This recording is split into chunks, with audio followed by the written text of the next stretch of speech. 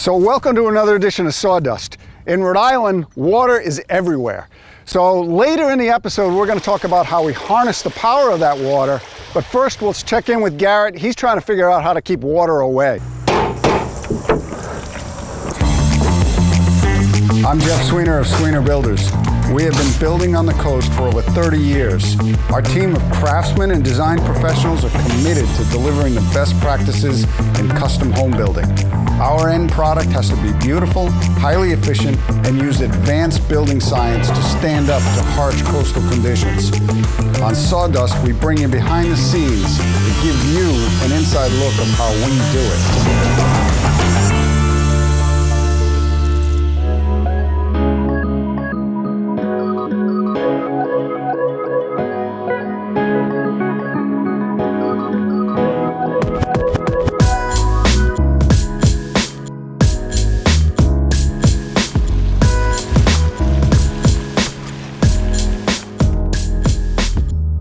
We're at one of our design build projects on the coast here in Snug Harbor, and we've got a two-story deck here. So the bottom deck is off the main level, and then the second floor living, which has got the water views, has also got a deck. So we've got a rubber membrane roof and sleepers, and traditional kind of approach.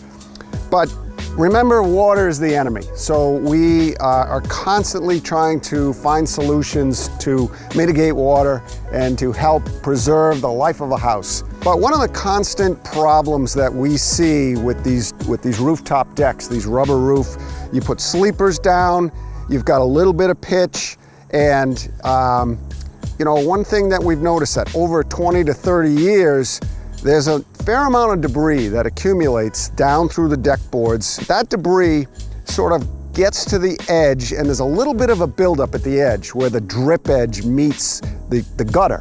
So that little bit of ridge, although once water builds up, it goes over, but it starts to collect, it becomes a dam. What happens is the water starts to pond more and more and gravitates up that deck surface, and it gets bigger and bigger over time, and eventually it dams the water, so the water can't escape, and that becomes a problem. We don't want water sitting on that roof. And so Garrett's come up with a solution to solve that, a pretty good one. I had an idea. Okay, here we go. Yep. And so what am I explaining again? Just why we decided and how I came yeah.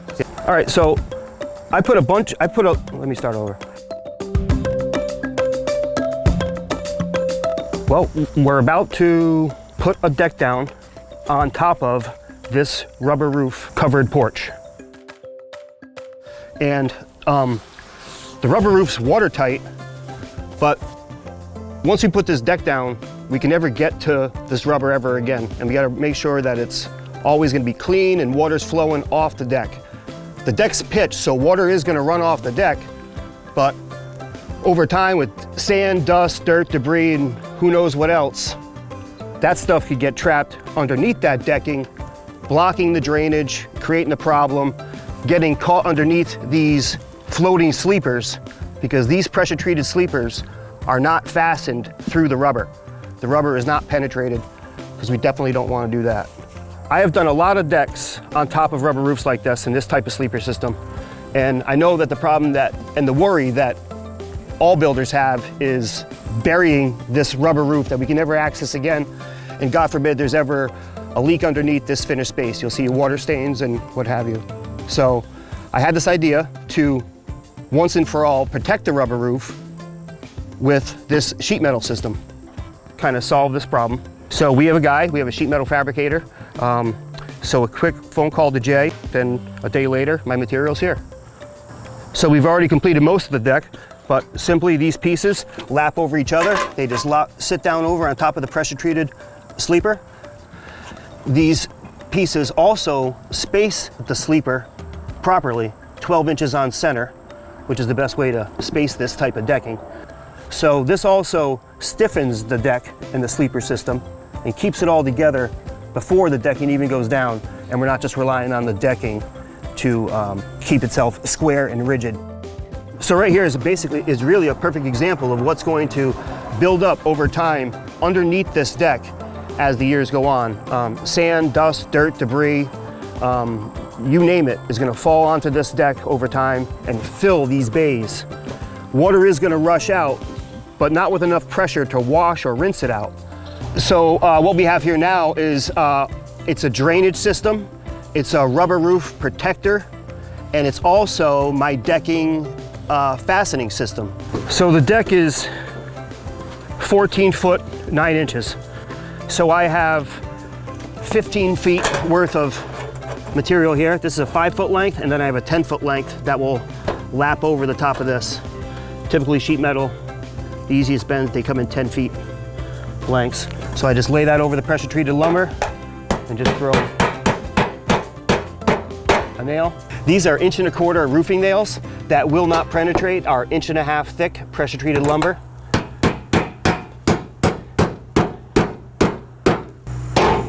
You don't have to over nail it because the decking is also going to pin this down along with the rubber flashing tape that is going to go over the top of this and keep the water flowing off into our drainage trough. We've just spent a lot of time and effort finishing this house, and there's really nice details, and this is just a nice way for me to know that we're not going to get a call back later that we have issues with our beautiful 3-season room. It's just peace of mind knowing that this is never going to leak and the homeowner's not going to be calling me later to pull the deck up.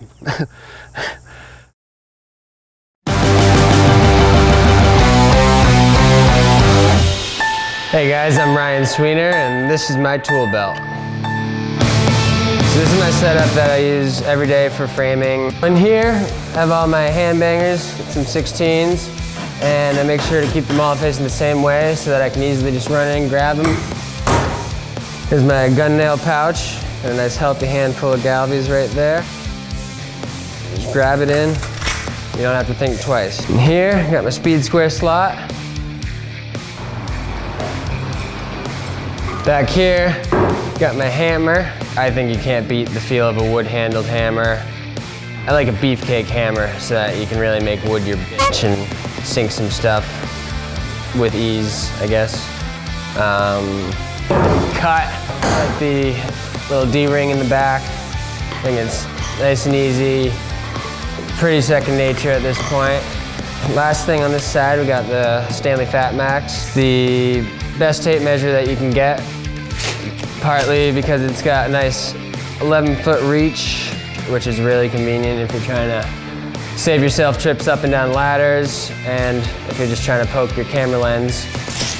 Then over here on this side, we got all the miscellaneous items. I have my pencil extender, it's just a little piece of PEX. I also have a little piece of keel taped onto the end. So say I'm coming over here to lay out a door, might have a king there, jack over there. So in here we all got my knife, torpedo, easy access, nice little chisel. In here, got all my bits that we need. Got my calculator, my phone unfortunately, because like this, you get a few missed calls from the plumber that are probably important. We have this little loop right here, which is great for the old whacker tacker and the impact. Also got the little awl, so that if I need to snap something, just do one of those guys. I'm Ryan Sweenor, and this is my tool belt.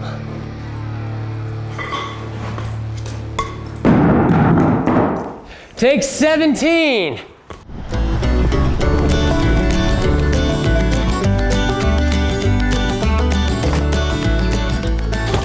So back at the grist mill, you can see that we've replaced all the siding, the exterior trim, and the roof shingles. So let's check out the other side.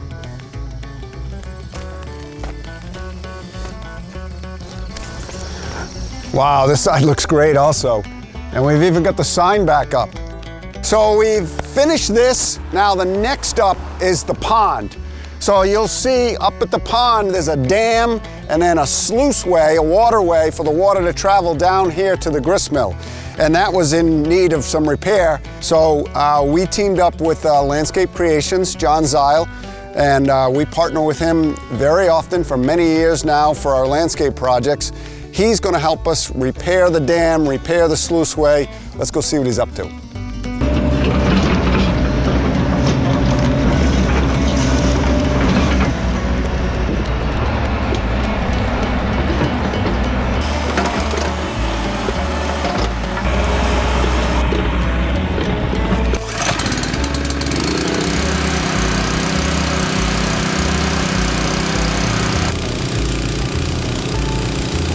Well, my name's Jonathan Zile. I'm the founder of Landscape Creations.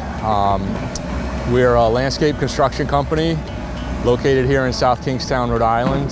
We work all over New England, a lot of work in Massachusetts and Connecticut and the Rhode Island coast. Our projects usually have some component of site work, masonry, drainage, planting, grading, and when Jeff called me to give him a hand with this project, we happily accepted. We've worked with Jeff for quite some time now, done a lot of different projects with him, and we love the local cause. The land trust is near and dear to our family, so when they needed help restoring this mill pond dam and sluiceway as part of their restoration project with the grist mill, we were really happy to have the opportunity to donate our services and get involved.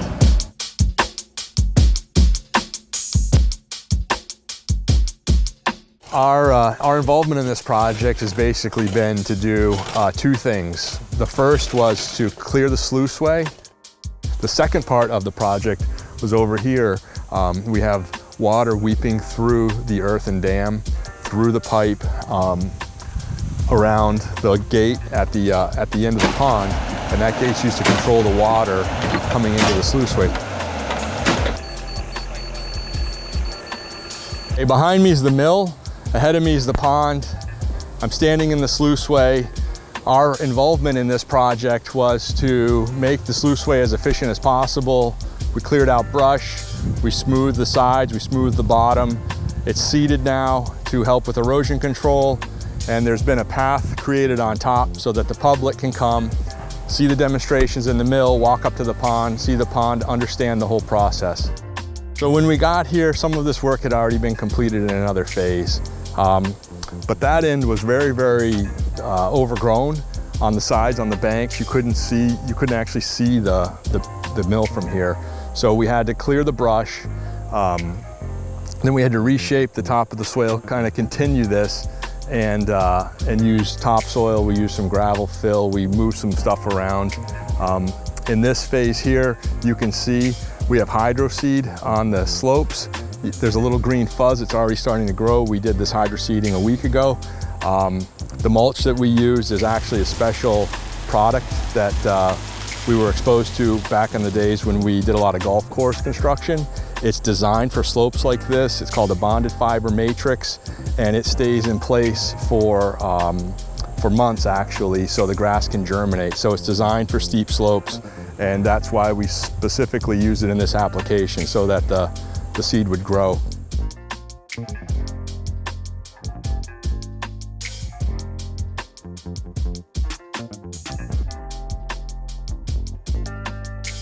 So the pond is on the other side of this pipe. There's a gate that is opened and closed in order to allow water to come through here, flood the sluiceway, make its way down to the mill, and power the wheel to grind the corn for the Johnny cakes. But as you can see now, there's water that's weeping through the pipe. So you can see from this pipe, it's rotting on either the right and the left. This is not material that we would commonly use today anymore. But the new pipe is going to last a lot longer, and basically this thing was at the end of its life probably many, many years ago, but now we have the opportunity to come in and correct it.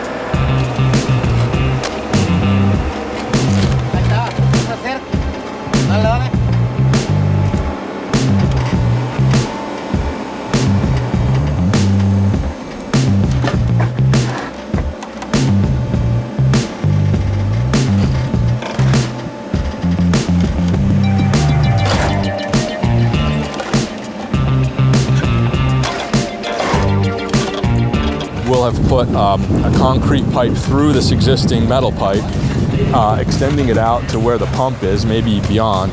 We're going to add some drainage on either side of the new concrete pipe and below it to keep this water from rising up.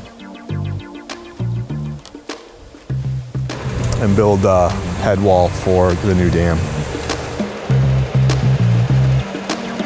So I think one of the things that is attractive to me personally about this is the pond, the hydropower, the heritage of mills and mill ponds and sluiceways and masonry and construction here in New England, here in South County.